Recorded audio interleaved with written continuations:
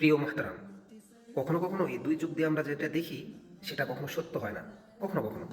আবার কখনো কখনো সত্য ঘটনা ঘটছে, দুই চোখ দিয়ে আমরা দেখতে পাচ্ছি, সেটাও মানুষ বিশ্বাস করে না। এটা দুটাই সাইড, এই দুই সাইডেরই একটা বিপরীত, নেগেটিভ পজিটিভ আছে।